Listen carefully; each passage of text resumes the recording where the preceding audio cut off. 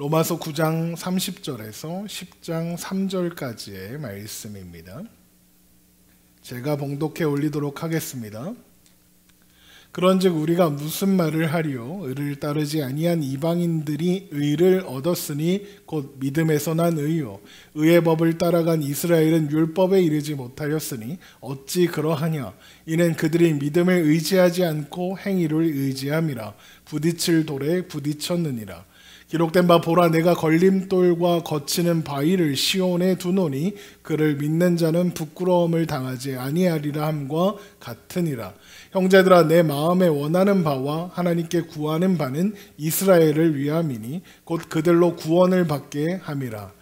내가 증언하노니 그들이 하나님께 열심히 있으나 올바른 지식을 따른 것이 아니니라. 하나님의 의를 모르고 자기 의를 세우려고 힘써 하나님의 의에 복종하지 아니하였느니라. 아멘. 오늘도 살아계신 하나님 앞에 기쁨과 감사로 예배하며 나아가는 우리가 되기를 주님의 이름으로 축원합니다. 성경은 계속해서 하나님이 세우신 계획에 기초해서 하나님의 아브라함의 참된 자녀, 하나님의 참된 자녀를 선택하신다고 말하고 있습니다. 그리고 그런 하나님의 계획과 선택에 사람의 어떤 조건, 혈통 같은 어떤 조건이 원인이거나 조건으로 전혀 고려되지 않는다 했습니다. 그렇기 때문에 유대인이나 이방인이냐, 이거는 조건이 될 수 없다는 것이죠.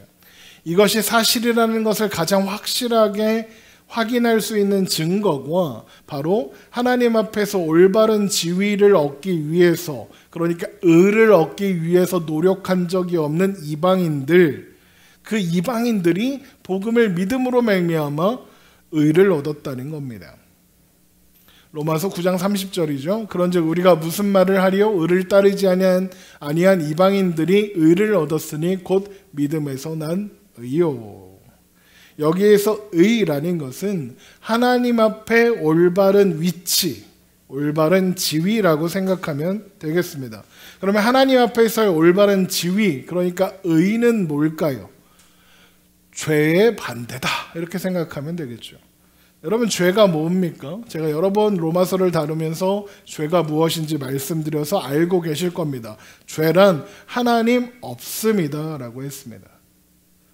하나님과 단절되어 내가 내 인생을 내 마음대로 결정하고 판단하고 이끌어 가겠다, 그렇게 살아가겠다, 하나님 필요 없다 라고 하는 것이 죄라고 하게 했습니다. 그러면 의는 뭐겠습니까? 죄의 반대말이라고 했죠. 하나님 있음입니다. 단절되었던 하나님과의 관계가 회복하고 하나님 안에 하나님의 뜻을 따라 하나님께서 주시는 모든 좋은 것을 누리며 사는 겁니다. 그런데 문제는 뭡니까? 사람에게는 스스로 끊어버린 하나님과의 올바른 관계, 하나님 앞에서 올바른 위치, 의를 회복할 방법이 사람에게는 없다는 게 문제입니다. 이게 단순히 선악과 그건 경계석이었다, 그럼 경계석 넘어갔으면 다시 돌아오면 되는 거 아니야, 이런 문제가 아니기 때문입니다. 여러분, 이거는 이렇게 생각하면 돼요. 사람 사이에 신뢰가 무너지면 어떻게 됩니까? 그 관계를 회복할 수 있나요? 없습니다. 그런데 그 관계를 어떻게든 회복하고 싶다면 어떻게 해야 됩니까? 두 가지 방법이 있을 것 같아요. 첫 번째는 신뢰할 만한 행동을 끊임없이 하는 겁니다. 완벽하게, 실수 없이 계속해서 신뢰를 주는 겁니다. 그래서 다시는 실수하지 않음으로써 그 관계를 지킬 수 있겠죠. 두 번째 방법은 뭘까요? 용서를 받는 겁니다. 무너진 신뢰도 용서받으면 회복할 수 있죠. 그런데 문제는 사람과의 관계에서 용서는 사실 완전하고 영원한 것이라고 보기는 어려우니까. 하나님과의 관계에서 올바른 위치, 의를 얻는 것도 마찬가지입니다. 둘 중에 하나예요. 뭘 하면 되냐? 끊임없이 신뢰할 만한 행동을 하면 됩니다. 그게 뭐죠? 율법을 지키는 겁니다. 하나의 실수도 없이 완벽하게 옳은 것을 흠없이 행하면 의롭다 하심을 받을 수 있습니다. 성경이 그 이야기를 하고 있죠. 로마서 2장 13절입니다. 하나님 앞에서는 율법을 듣는 자가 의인이 아니요 오직 율법을 행하는 자라야 의롭다 하심을 얻으리니, 이렇게 돼 있죠. 그런데 문제가 뭡니까? 이게 가능하다, 불가능하다? 불가능하다는 겁니다. 누구도 그 기준에 도달할 수가 없습니다. 야고보서 2장 10절입니다. 누구든지 온 율법을 지키다가 그 하나를 범하면 모두 범한 자가 되나니 간음하지 말라 하시니가 또한 살인하지 말라 하셨은즉 내가 비록 간음하지 아니하여도 살인하면 율법을 범한 자가 되느니라. 금방 읽은 말씀처럼 율법의 기준은 오직 100점입니다. 100% 완벽해야 합니다. 100점 아니면 99점이나 1점이나 빵점이나 똑같습니다. 자, 그러나 율법에 100점 맞을 수 있는 사람, 율법에 100% 순종해서 구원에 이를 수 있는 사람은 아무도 없습니다. 죄에 사로잡힌 인간이 겉으로는 어떻게 최선을 다해 이렇게 숨기고 막 이렇게 그럴듯하게 포장해서 나는 되게 훌륭한 사람이야 이러고 살 수 있을지는 몰라도 마음과 생각으로 죄 짓는 것까지 막을 방법이 사람에게는 없기 때문입니다. 여러분, 아마 제가 마음으로 생각하는 거 막 그런 거를 여기 이렇게 모니터에 띄우고 다니면 저는 목사를 못 할 거예요. 아니요, 사람으로 존재도 못 할 걸요.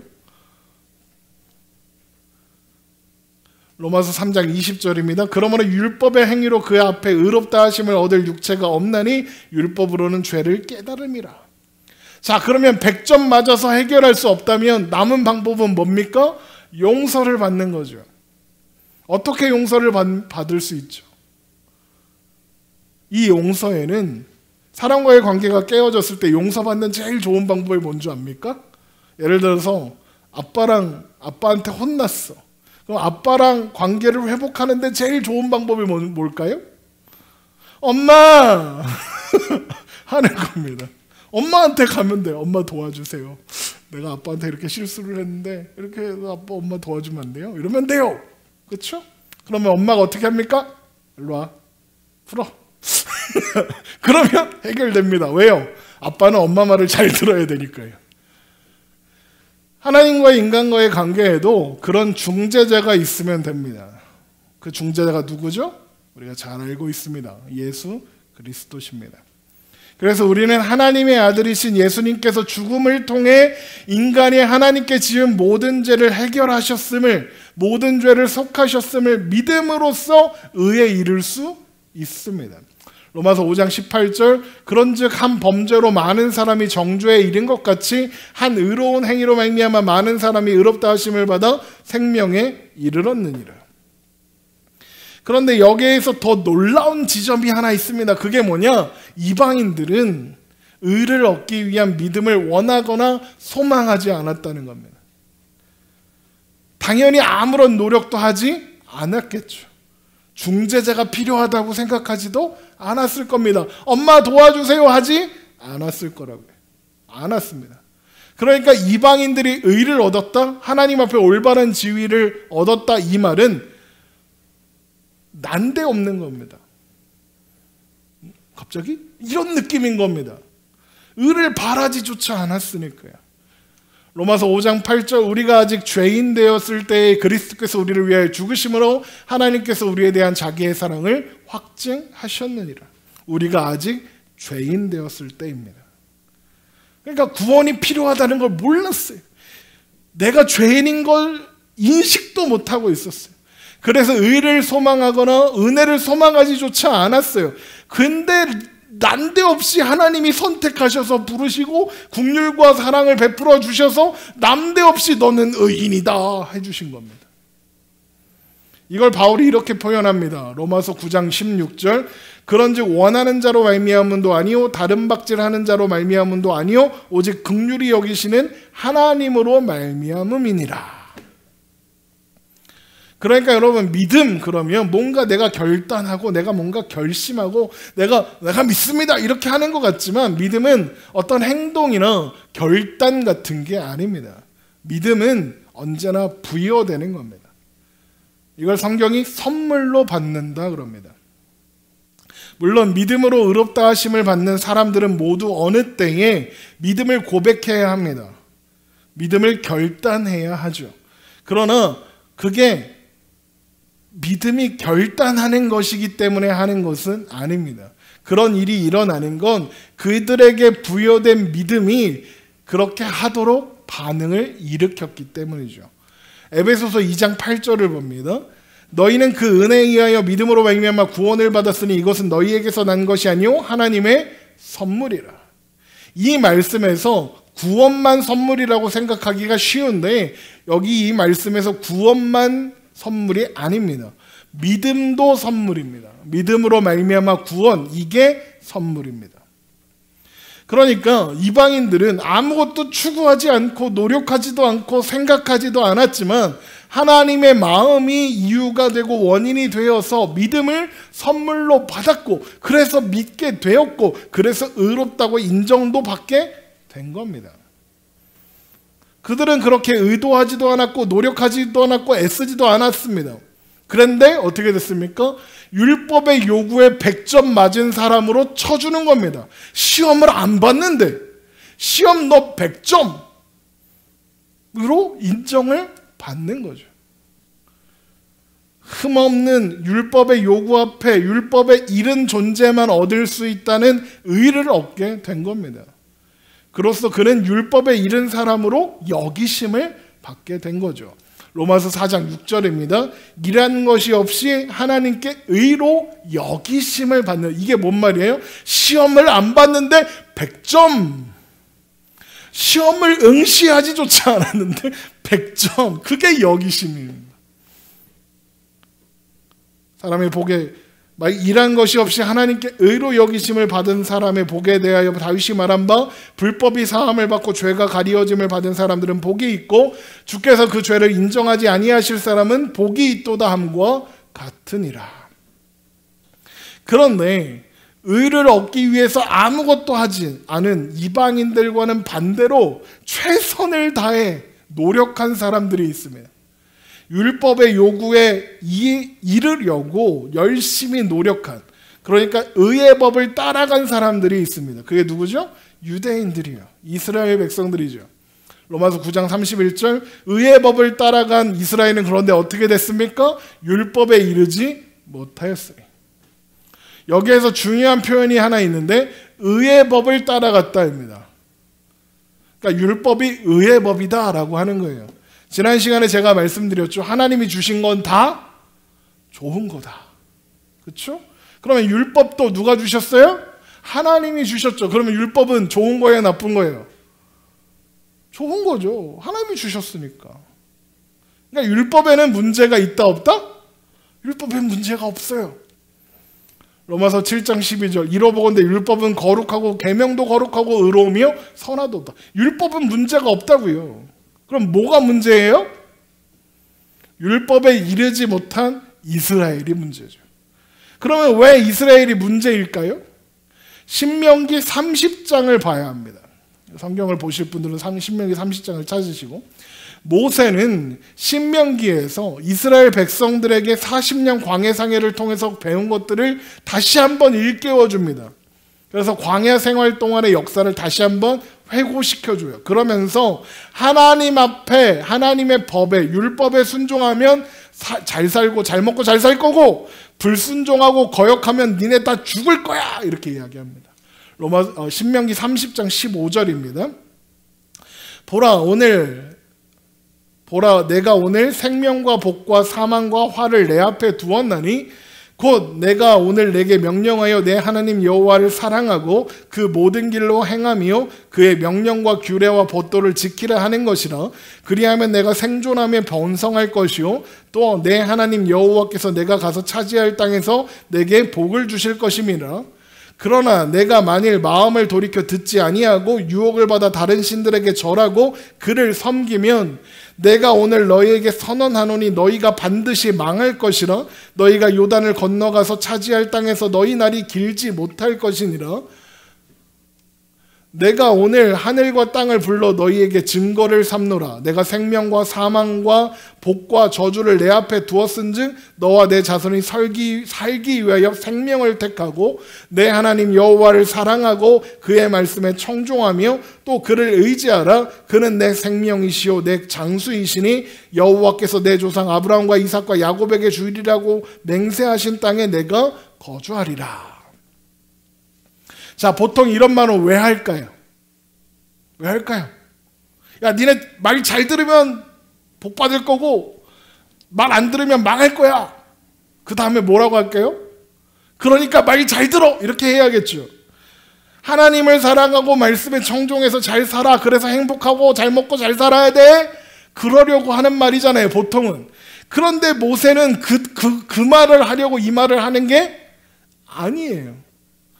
모세가 이 말을 왜 하냐면 니넨 다 못할 거고 망할 거야. 그 이야기를 하려는 거예요. 진짜요? 신명기 31장 16절입니다.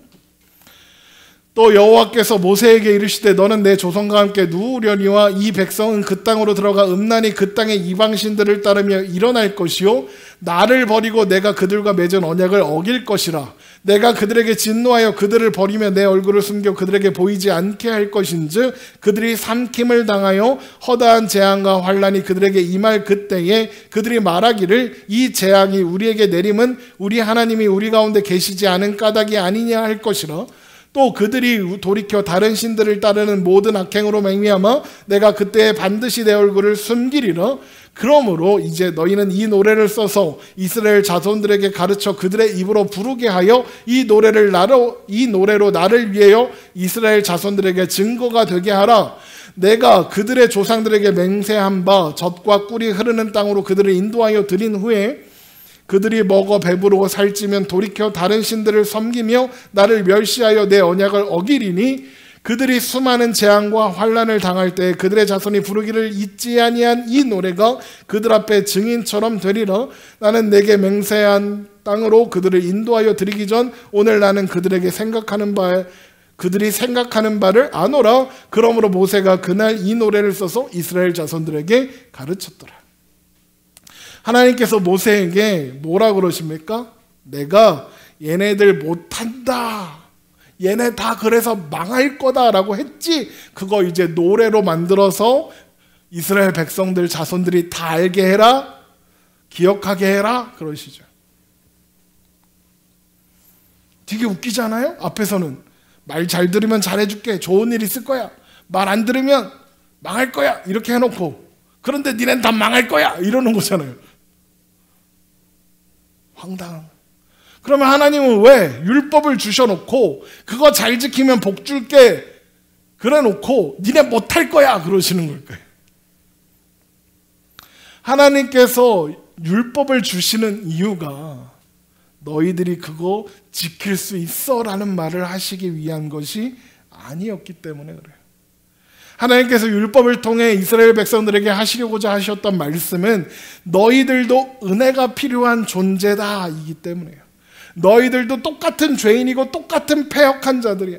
그러므로 너희들은 율법으로 의에 이를 수 없어. 너희는 은혜가 필요한 거야. 그러니까 너희는 구원하시는 은혜의 능력을 소망하며 살아라. 하나님을 구해라. 은혜를 붙잡아라. 그걸 한마디로 하면 뭐냐? 믿어라. 하나님을 믿고 살아라. 너희들이 자격을 갖추겠다고, 너희들이 그걸 지켜서 뭘 해보겠다고 하지 말고 하나님의 아버지 되심을, 하나님의 은혜를 믿어라 좀. 로마서 3장 19절 이하에 이걸 잘 정리하고 있어요. 로마서 3장 19절입니다. 우리가 알거니와 무릇 율법이 말하는 바는 율법 아래 있는 자들에게 말하는 것이니 이는 모든 입을 막고 온 세상으로 하나님의 심판 아래 있게 하려 함이라. 그러므로 율법의 행위로 그의 앞에 의롭다 하심을 얻을 육체가 없나니 율법으로는 죄를 깨달음이라. 이제 율법 외에 하나님의 한 의가 나타났으니 율법과 선지자들에게 증거를 받은 것이라. 곧 예수 그리스도를 믿음으로 말미암아 모든 믿는 자에게 미치는 하나님의 은이 차별이 없느니라. 여기 뭐라고 되어 있어요? 하나님의 한 의가 나타났는데 그걸 어떻게 하셨대요? 율법과 선지자를 통해. 율법이 뭐예요? 모세오경, 선지자는 선지서들, 그냥 구약을 통해 하나님이 증거하셨대요. 계속 말씀하셨대요. 뭐를? 믿어라.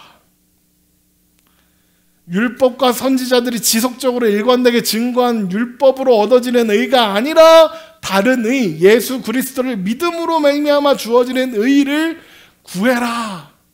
그걸 성경 내내, 구약의 역사 내내 이스라엘 백성들에게 하나님 말씀하셨는데 얘네들이 알아먹었어요? 못 알아먹었어요? 못 알아먹었죠. 그래서 어떻게 했습니까? 믿음을 의지하지 않고 행위를 의지했죠. 로마서 9장 32절, 어찌 그러하냐? 이는 그들이 믿음을 의지하지 않고 행위를 의지함이라 부딪힐 돌에 부딪혔느니라. 그러니까 이스라엘 백성들은 하나님이 애초에 뭐라고 하셨어요? 못해. 니들 못할 거야. 근데 이스라엘 백성들은 어떻게 하는 거예요? 아닌데? 할 수 있는데? 그랬다는 거예요. 하나님은 그들에게 자격이 없고 너희는 은혜가 필요한 존재야 라는 것을 알게 해주시기 위해서 율법을 허락하셨는데 그들은 그들에게 율법이 있다는 것이 그들의 자격이라고 생각했다고요. 그래서 율법에 의해 스스로 도달할 수 있다라고 믿었어요. 그래서 그들은 부딪힐 돌에 부딪히고 말았던 거예요. 부딪힐 수밖에 없죠. 왜요? 하나님이 율법을 주신 이유가, 하나님이 주신 의가 그게 아닌데 그게 아닌 걸 아니라고 자꾸 우기고 있으니까. 지난 시간에 말씀드렸죠. 그들이 부딪힌 돌이 뭡니까? 예수 그리스도죠. 왜요? 예수 그리스도는 자기들이 믿고 있고 생각해왔던 것과 정반대의 것을 말하고 보여주는 존재니까요. 예수님께서 오셔서 너희들도 똑같은 놈들이야. 너희도 은혜가 필요해. 그 율법을 통해서, 선지자들을 통해서 하나님이 지속적으로 말씀해 오신 것을 예수님께서 또한 이야기하셨죠. 근데 그 예수님의 그런 가르침은 스스로 자격이 있고 의로운 존재라고 믿고 있었던 그들에게 우리가 이방인 것 같다고? 똑같은 존재라고? 말도 안 돼. 이런 반응을 일으켰던 거예요. 요한복음 8장 39절이에요. 8장 39절. 대답하여 이르되 우리 아버지는 아브라함이라 하니 예수께서 이르시되 너희가 아브라함의 자손이면 아브라함의 행한 일들을 할 것이거늘 지금 하나님께 들은 진리를 너희에게 말한 사람이 나를 죽이려 하는도다. 아브라함은 이렇게 하지 아니하였느니라. 너희는 너희 아비가 행한 일들을 하는도다. 대답하되 우리가 음란한 데서 나지 아니하였고 아버지는 한 분뿐이시니 곧 하나님이시로다. 얘네들 계속 그러죠. 우리는 아브라함의 자손이야. 우리 아버지는 하나님이야. 계속 그러는 거예요. 예수님이 뭐라고 해요? 너희는 너희 예수께서 중간에 말씀이 어디 갔어? 중간에 말씀이 없으니까 제가 읽을게요. 예수께서 이르시되 하나님이 너희 아버지였으면 너희가 나를 사랑하였으리니 이는 내가 하나님께로부터 나와서 왔음이라. 나는 스스로 온 것이 아니요 아버지께서 나를 보내신 것이니라. 어찌하여 내 말을 깨닫지 못하느냐? 이는 내 말을 들을 줄 알지 못함이로다. 너희는 너희 아비 마귀에게서 났으니 너희 아비의 욕심대로 너희도 행하고자 하느니라. 그는 처음부터 살인한 자요 진리가 그 속에 없으므로 진리에 서지 못하고 거짓으로 말할 때마다 제 것으로 말하나니 이는 그가 거짓말쟁이요 거짓의 아비가 되었음이라. 내가 진리를 말함으로 너희가 나를 믿지 아니하는도다. 너희 중에 누가 나를 죄로 책잡겠느냐? 내가 진리를 말하는데도 어찌하여 나를 믿지 아니하느냐? 하나님께 속한 자는 하나님의 말씀을 듣나니 너희가 듣지 아니함은 하나님께 속하지 아니하였음이로다. 예수님이 계속 하시는 말씀이 그거예요. 너희 스스로 아브라함의 자손이고 하나님의 자녀라고 믿지? 아니야. 너희 아버지는 아브라함이 아니라 하나님이 아니라 마귀야. 사탄이야. 그래서 너희는 그들의 아비의 욕심, 마귀의 욕심대로 행하는 존재에 불과해. 그 마귀가 뭐겠어요? 죄예요, 죄. 너희는 죄인이야. 너희는 자격이 없어. 너는 죄와 사망에 매여 있는 존재야 라고 폭로하신 거예요. 그랬더니 어떻게 해요? 야, 저놈 죽여라 하는 거예요. 요한복음 8장 59절 그들이 돌을 들어 치려 하거늘 예수께서 숨어 성전에서 나가시니라. 그들은 예수님과 예수님의 말씀 받아들일 수도 인정할 수도 없었던 거죠.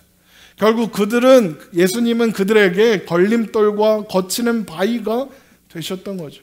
로마서 9장 33절 기록된 바 보라 내가 걸림돌과 거치는 바위를 시온에 두노니 그를 믿는 자는 부끄러움을 당하지 아니하리라 함과 같으리라.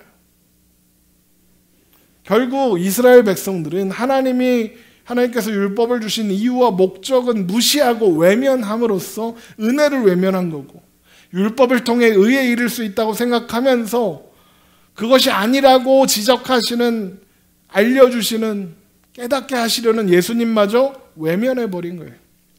그들은 그렇게 예수 그리스도라는 돌에 부딪히고 걸려 넘어졌고, 그래서 어떻게 됩니까?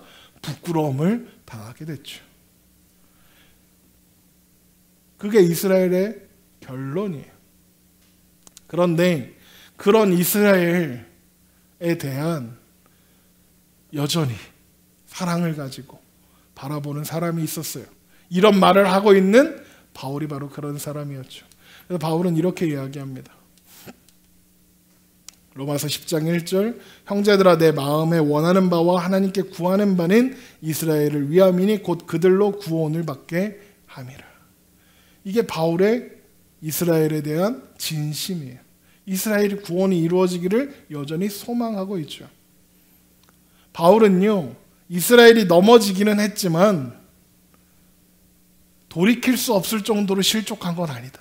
돌아올 가능성이 있다라고 생각했어요. 로마서 11장 11절입니다. 그러므로 내가 말하노니 그들이 넘어지기까지 실족하였느냐? 그럴 수 없느니라. 그들이 넘어짐으로 구원이 이방인에게 이르러 이스라엘로 식인하게 함이니라. 이런 바울의 믿음과 기대는 전혀 근거가 없는 것은 물론 아닙니다. 왜냐하면 믿음으로 말미암는 의는 모든 믿는 자에게 미치는 하나님의 의니 차별이 없으니까요. 로마서 3장 22절 곧 예수 그리스도를 믿음으로 말미암아 모든 믿는 자에게 미치는 하나님의 의니 차별이 없느니라. 또 하나님께서 이스라엘 중에서 남은 자를 구별하여 선택하고 부르실 거라고 약속하셨으니까요. 로마서 9장 27절 또 이사야가 이스라엘에 관하여 외치되 이스라엘 자손들의 수가 비록 바다의 모래 같을지라도 남은 자만 구원을 받으리니 주께서 땅 위에서 그 말씀을 이루시고 속히 시행하시리라 하셨느니라. 또한 이사야가 미리 말한 바 만일 만군의 주께서 우리에게 씨를 남겨두지 아니하셨더라면 우리가 소돔과 같이 되고 고모라와 같았으리로다 함과 같으니라. 하나님이 약속하셨으니까.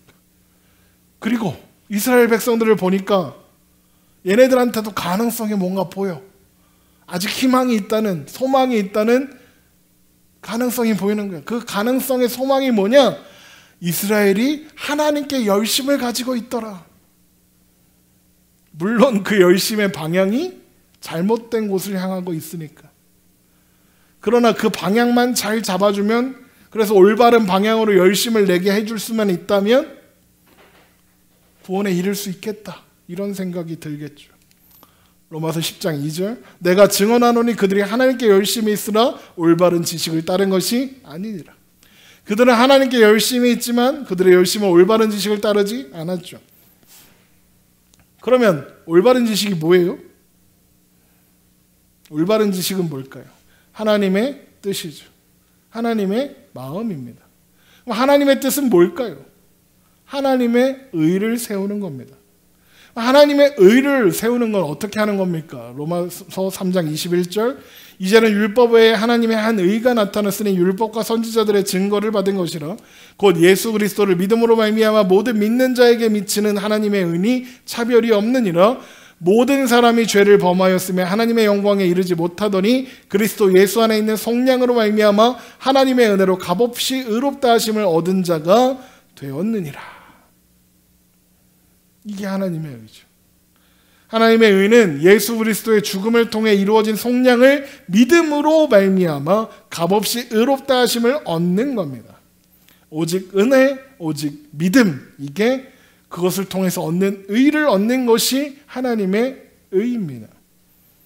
그러나 이스라엘 백성들은 그런 하나님의 의는 모르고 열심을 어느 쪽으로 냈습니까? 올바른 지식이 없으니까 자기 의를, 내가 생각하는 의를, 건축자들의 버린 돌 대신 자기들이 생각하는 돌 위에 집을 지으려고 합니다. 자기 의를 세우려고 노력했습니다. 그게 믿음을 의지하지 않고 행위를 의지한 거죠. 그게 하나님의 의를 세우는 길이라고 믿으면서 최선을 다해서 열심을 내고 있는데 그게 뭡니까? 하나님의 의를 외면하고 불순종하며 자기 의를 세우는 결과를 낳았죠. 로마서 10장 3절, 하나님의 의를 모르고 자기 의를 세우려고 힘써 하나님의 의에 복종하지 아니하였느니라. 이것이 이스라엘이 실패한 이유이며 실패한 내용이에요. 그들은 올바른 지식을 따르지 않았습니다. 하나님께서 모세를 통해 이미 강조하고 확인해 주셨음에도 불구하고 노래로 불러 기억하라고 했어. 그래서 그 노래를 맨날 부르고 있는데도 모르는 거예요. 선지자들을 통하여 구약 내내 증거해 주셨음에도 불구하고 그런 말을 하는 선지자들을 잡아 죽이기나 하면서 나는 내 힘으로 의를 이루고 나의 특별함을 증명할 수 있다라고 믿었던 거예요. 불가능한 일을 할 수 있다고 착각하고 있는 거죠. 그리고 여러분, 이런 이스라엘의 실패를 통해서 저는 오늘날 한국교회를 바라봅니다. 한국교회 그러니까 뭐 네가 뭐라도 됐냐? 뭐 이렇게 말하실 수도 있겠지만 제가 아는 게 한국교회밖에 없는데 어떡해요? 한국교회에 속한 목사인데. 이스라엘의 실패는 우리의 실패를 돌아보는 중요한 거울이 돼요. 최근에 오징어 게임이라는 영화, 드라마가 전 세계적으로 인기를 끌었어요. 그래서 막 그 달고나도 막 해보고, 교회 달고나 기구 있어서 해봤죠. 오랜만에. 그런데 드라마를 본 기독교인들이 화를 내기 시작했습니다. 왜냐? 드라마가 맥락 없이 기독교를 비판한다. 비하하고 있다. 이런 이유입니다. 기독교인들을 불편하게 만든 장면은 이런 겁니다. 예를 들면 마지막 회에서 주인공이 눈을 가리고 이렇게 양손이 뒤로 묶인 채 비가 오는 거리에 버려집니다. 그때 옆에서 피켓을 들고 예수 천당 부식지어 막 이러는 애가 있어요. 제가 좋아하는 형태의 전도 방법은 아니지만 뭐 그것 또한 전도의 방법이긴 하니까요. 그런데 어쨌든 그 사람이 이렇게 이정재거든요. 이정재가 쓰러져 있으니까 이렇게 와가지고 그 눈에 메인 거를 이렇게 풀어줘요. 자, 안대를 풀어주면서 뭐라고 말하면 될까요? 괜찮아요? 무슨 일이에요? 구급차 불러줄까요? 이렇게 해야 정상 아닙니까? 그런데 그 사람이 어떻게 뭐라고 하냐면 씩 웃으면서 이렇게 말해요. 예수 믿으세요. 그거 보면서 저 미친놈은 뭐야? 이런 생각을 했어요. 이런 장면도 또 있어요. 줄다리기를 해요. 지면 죽어요. 그런데 이제 이 주인공이 속한 팀의 어떤 그 팀이 이겼어. 그래갖고 줄다리기에 이겨서 엘리베이터를 타고 내려가는데 어떤 남자가 이렇게 앉아가지고 기도해요. 주기도문을 막 외우면서 막 그래요. 그랬더니 어떤 여자가 뭐 하는 짓이야? 그러는 거죠. 그랬더니 뭐 하나님께 감사해야 돼. 하나님이 우리를 선택하셔서 살려주셨어. 막 이러는. 그런데 다른 사람들은요. 살아남았다는 기쁨과 그리고 우리 때문에 누군가 죽었다는 그 사실 때문에 찾아오는 어떤 자괴감, 죄책감 때문에 막 혼란스러워하고 절망하고 있는데 걔는 그러고 있는 거예요. 하나님 감사합니다. 우와, 죄송해요. 지랄도 그런 지랄이 없는 거죠. 그 모습을 지켜보고 있던 어떤 여자가 이렇게 말을 해요. 이거 영화 그 드라마 대사니까 그냥 읊을게요. 지랄, 지 손으로 죽여놓고는. 이렇게 말을 해요. 조롱을 하죠. 여러분 어떠신가요? 이런 장면들 들어보시니까 불편하신가요? 이런 장면들이 불편했던 기독교인들은 드라마가 반기독교적이라며 비판하기도 했습니다. 그래서 저도 오징어 게임을 봐야겠구나. 봤습니다. 그리고 그런 장면들을 굳이 찾아서 봤습니다. 첫 해부터 그러더군요. 잘생긴 공유가 이렇게 다가오니까 이정재가 그래요. 뭐라고 그러냐? 예수 안 믿어요. 그랬더니 아니 그게 아니라 우리 집 불교 믿으니까 귀찮게 하지 말고 저리 가요. 여러분 공유처럼 생긴 전도하는 사람은 없습니다. 참고하세요. 저 또한 그런 장면들이 나올 때마다 무척 불편했습니다. 하지만 불편했던 이유는 그 이야기들이 반기독교적이기 때문에, 기독교를 비하하고 있기 때문은 아니었습니다. 제가 불편했던 건 드라마가 그려내고 있는 기독교의 모습이 세상 사람들이 기독교를 바라보는 시선이고 생각이기 때문이었습니다. 맹목적인 전도자의 외침, 그리고 그 상황을 바라보는 왜곡된 시선, 그로 인해서 나오는 광기 어린 감사기도, 그게 세상이 기독교를 바라보는 시선입니다. 여러분, 왜 세상은 기독교를 그렇게 바라보게 되었을까요? 왜 그렇게 볼까요? 이유는 한 가지입니다. 기독교가 그러고 있어요. 광신자들, 세상이 보기에는. 아니죠, 목사님. 대다수의 기독교인들은 그렇지 않습니다. 그렇게 이야기하고 싶죠. 저도 그렇게 말하고 싶어요. 그게 사실이고요. 대다수의 기독교인들은 안 그러죠.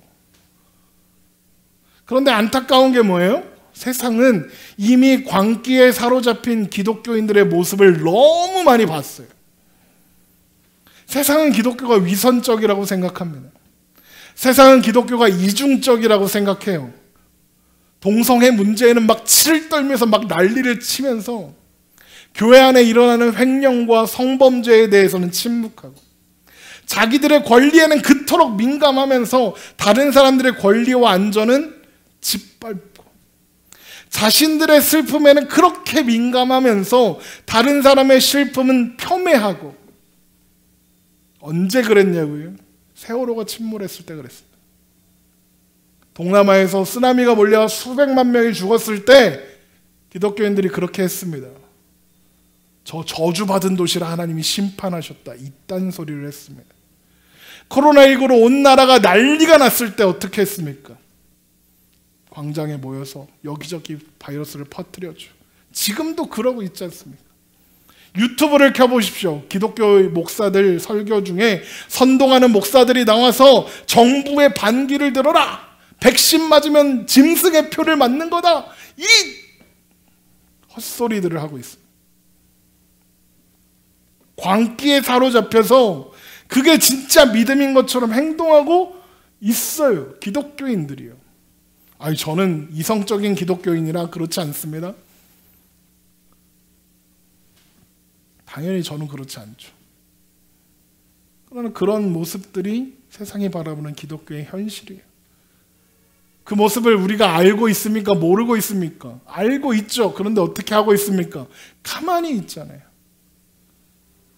로마서 10장 2절, 내가 증언하노니 그들이 하나님께 열심히 쓰나 올바른 지식을 따른 것이 아니니라. 하나님의 의를 모르고 자기 의를 세우려고 힘써 하나님의 의에 복종하지 아니하였느니라. 이게 한국교회의 현실이에요. 한국교회가 내고 있는 그 열심이 올바른 지식의 제어를 받지 못하고 있어요. 이스라엘 백성들처럼 하나님의 뜻이 무엇인지, 하나님의 마음이 무엇인지 관심이 없어요. 복음이 뭔지 관심이 없어요. 성경이 뭘 말하는지 관심이 없어요. 뭐만 있냐? 나 잘났어 하고 싶은 거예요. 자기 의를 세우는 것에만 관심이 있어요. 기독교인들이 세우고 싶은 자기 의가 뭐예요? 우리는 훌륭한 존재야. 그러니까 까불지 마 이놈들아.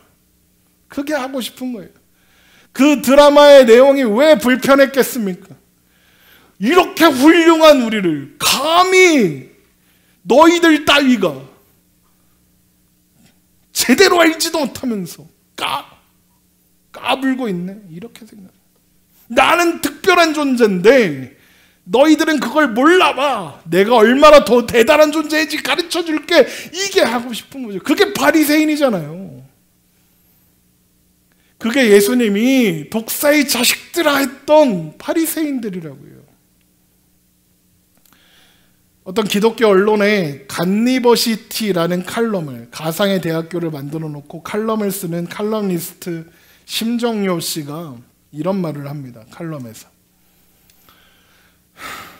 읽어볼게요. 최소한 세상 눈치를 보며 정책과 편제를 멋대로 주무르고 순위 경쟁에 몰두하는 일에 하나님이라 기독교적 성경적 가치 따위를 들먹이지 않았으면 좋겠다. 차라리 하나님, 저희가 세상적으로 좀 잘 나가 보겠다는데 이름 좀 빌려주십시오 같은 솔직한 욕망이라도 내비치면 진짜 관계로 인정해 주겠다.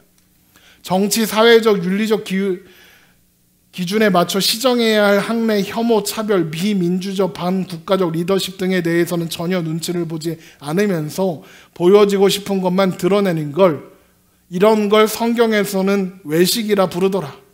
외진 곳에 위치해 외식도 쉽지 않은 학교이니 다른 외식이라도 잘해야 하나 싶겠지만 그거 잘못해도 되니까 조금만 솔직하고 겸손해지기로 하죠. 제가 이 글을 읽는데 뼈를 맞는 것 같았어요. 이 사람이, 이 칼럼니스트가, 심정용 칼럼니스트가 쓰는 글에 다 동의하진 않아요. 근데 이 글은 너무, 이 글의 제목이 뭔 줄 알아요? 성공하고 싶어 죽겠네, 죽겠네, 죽겠네, 죽겠네요. 이게 기독교의 현실이라고요. 이 사람이 쓰는 글 중에 제가 인정 못하는 글도 많아요. 그런데 이 글은 우리가 생각해 봐야 할 만한 내용인 거죠.